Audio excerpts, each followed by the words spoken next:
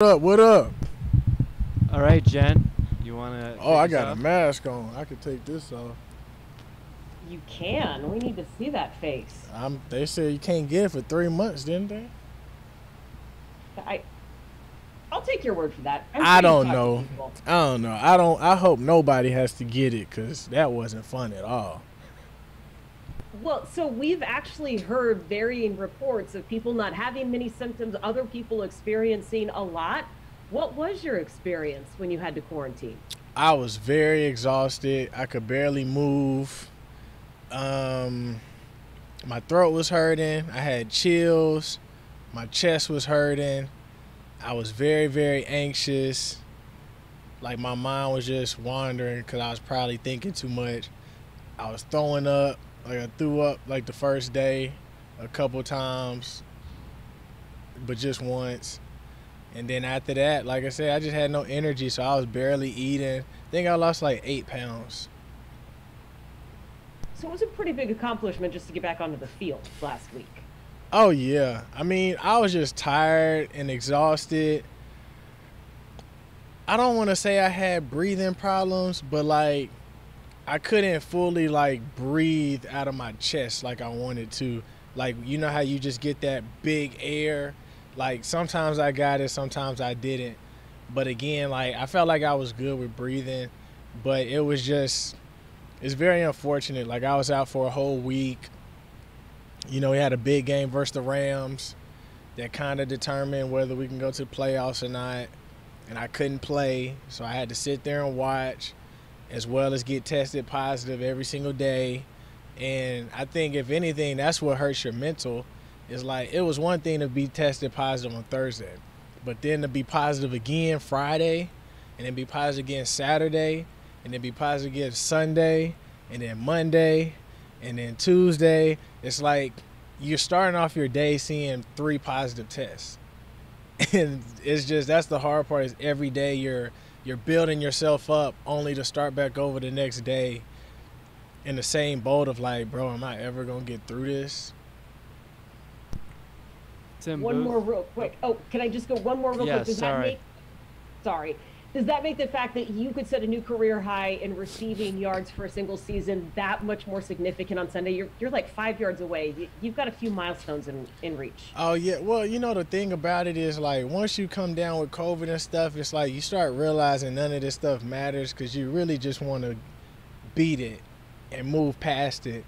And I think sometimes like it makes you take a step back because we get so caught up in all these accomplishments and all these things that we care about, and we don't even realize that without our health, none of it even matters. And so I think being able to come back is like you want to have a different perception and a different viewpoint of how you see things. But now I'm just thankful for more so each day that I get and how can I make the best out of it. And the fact that I do have a chance to be able to have the most yards that I've ever had in my career history, that's even a blessing on its own.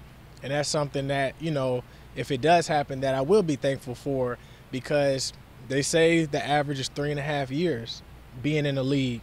And sometimes it's all about timing and it's all about opportunities and being able to capitalize when your name is called. And so just the fact that I've gotten a chance to see how far I could take this game and how better that I could be at receiver and where's my growth and where's my potential, like it's fun for me to be able to see that because I know some people don't get those opportunities to see that because we understand that when you're in a business, things are going to be moved in a business manner. Tim Booth. Tyler, I think if I remember the timing right, you tested or you practiced on a Wednesday and then tested positive the next day. When did you first start to feel something was going on? And then how long into having the symptoms did you start to kind of turn a corner and start to feel better?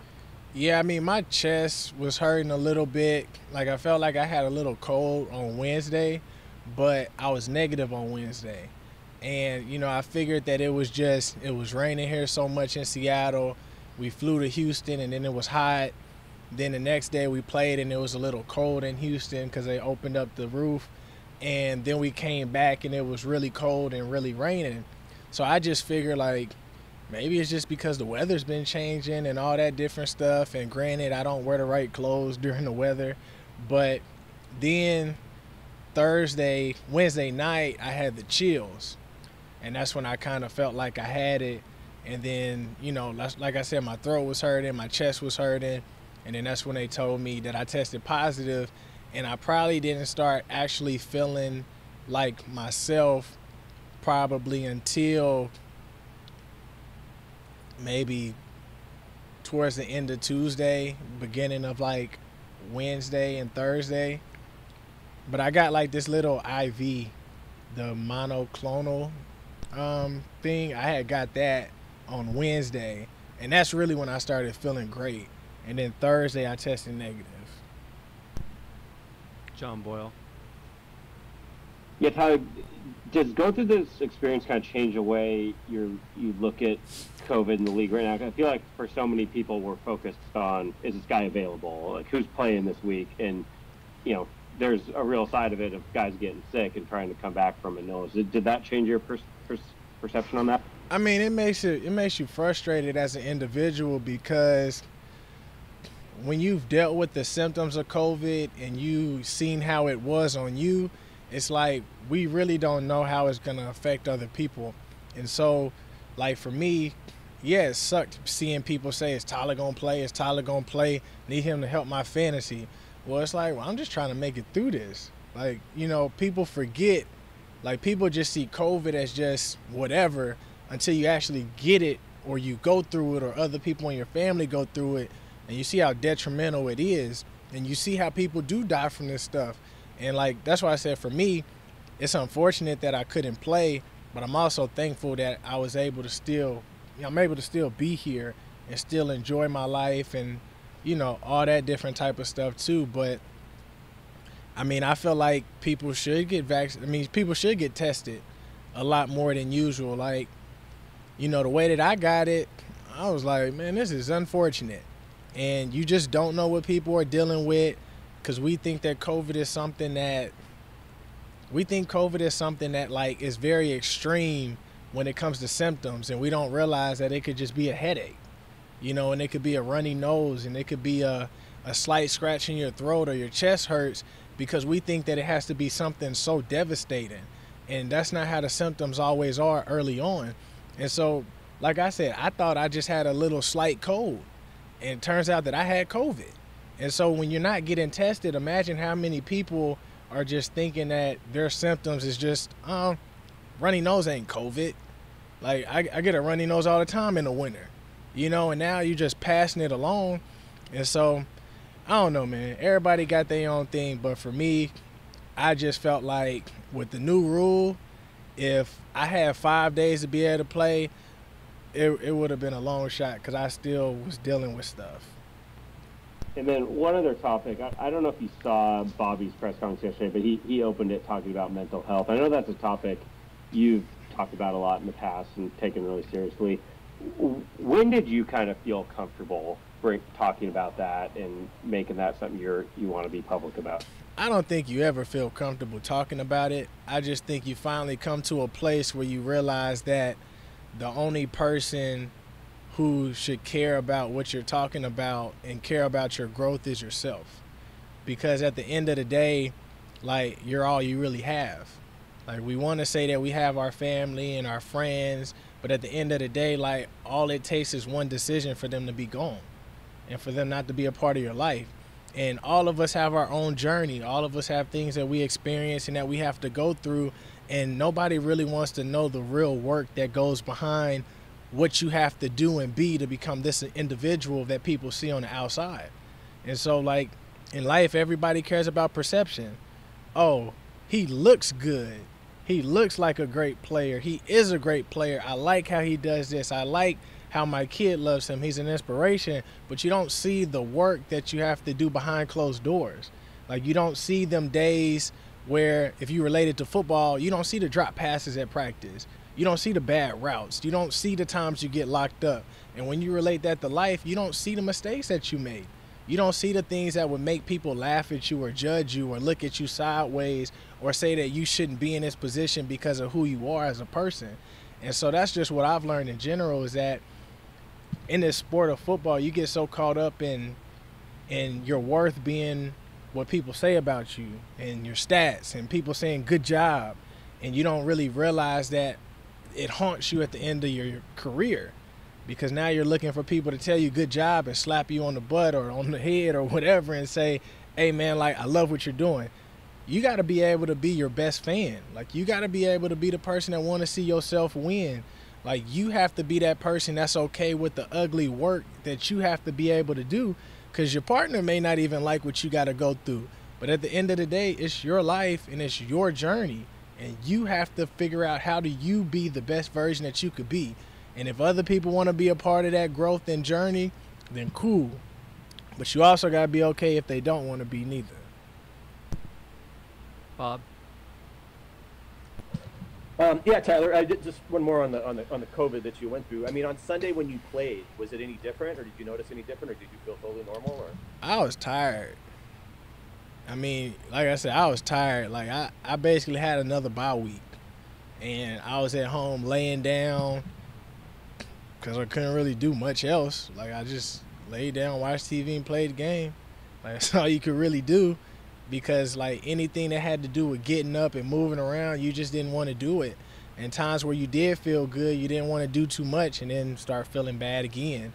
And so, I mean, you know, when I came back, I ran hard on Thursday, I ran hard on Friday, then I just had to get ready to play on Sunday. But, you know, I had to catch my breath and all that type of stuff. But to me, if you're going to play, then you're going to play. There's no excuses if you play. Michael Sean. Tyler, do you think the way you guys performed on offense against Indianapolis is kind of the peak or the best version that the offense has looked this year? I don't really know if I can highlight, like, where the peak is. Whoa. I just think that there's been a lot of different peaks based off of what we wanted to see in certain games. We just haven't gotten to see it all come together in every, like, situation. So when we talked about third downs, we haven't been good on third downs, but then when you finally seen us and what we can do as an offense, you started to see, like, well, dang, if they get third downs, then we could really see the peak of the offense. But if they don't get third downs, then people are going to have questions and concerns and all that different type of stuff. And so I think for us, we've seen the peaks in a lot of these different weeks when we've been able to stay on the field. Like, you know, you see it in drives. Even when I was at home watching the Rams game, you seen it in the drive in the beginning of the third quarter, what we can do and what it looks like when we're able to stay on the field. But the hard part is if we're not able to stay on the field, then it's hard to be able to get things going, because you got to figure out what can we do to get things rolling. You know, so that's why it's kind of hard to answer your question, because it's like I related to basketball. If you got your best player out there on the court and he in foul trouble, I mean, you can't expect him. He got to figure out how to get going, you know, when he go back in the game. But then if he in foul trouble again and go back and sit down, I mean, it's kind of like that. You got to be able to learn how to stay on the field, and that's when you see how good we really are. One more. Just generally speaking, if someone was to ask you, hey, Tyler, why didn't the 2021 Seahawks make the playoffs? You know, what would your response be? I would just say that, you know, there were a lot of unfortunate things that didn't go our way in the games. But at the same time, like, I would just say we've been in a lot of situations the last couple of years where we could have probably had the same record that we have now. It just so happened that we figured out how to win those games on last-second drives or on drives where we won because the defense stopped them. And so we ended up being 10-6 when every game was decided between 3 and 7 points. And so it's kind of similar to this year. Everything's kind of been determined between 3 and 7 points. And if we would have figured out how to come out with those games, we wouldn't be in this situation. People would be saying, wow, the Seahawks are 11-6 right now. You know, so I would just say it just comes down with some things not going our way the way that it did go our way in the previous years. But you got to learn from that, so that way you don't have to be in those situations of like trying to win at the end, or trying to make sure that, you know, defense doesn't have to win it at the end. We can be able to collectively come together to be able to jump on teams earlier to where we control the outcome later on. Thanks. I'm glad to hear you feeling better too. Appreciate it. All right, last question, Brady. Tyler, welcome back. First of all, just a couple of follow-up questions on your experience with COVID. Do you know if you had tested positive for the Omicron variant, and had you gotten your booster before that? I don't know what I tested positive for. I just know it was COVID. But no, I did not get the booster. I was gonna get it, but I had to go to an event, and I didn't want to deal with symptoms after getting the shot, because I don't know if I was going to deal with symptoms or not. So we were going to schedule a time for me to get the booster, and then I ended up getting it like probably a week and a half later, like getting COVID. I see. And how are you doing in terms of like putting the weight back on that you lost? I just haven't looked at it anymore. I just tried to say, all right, let's try to eat as much as we can. But, I mean, that's all you can do. It's a good tip for the holidays. Just don't look at the scale. Thank you. Right. All right, thanks, Tyler. All right, thanks, everyone. see y'all later.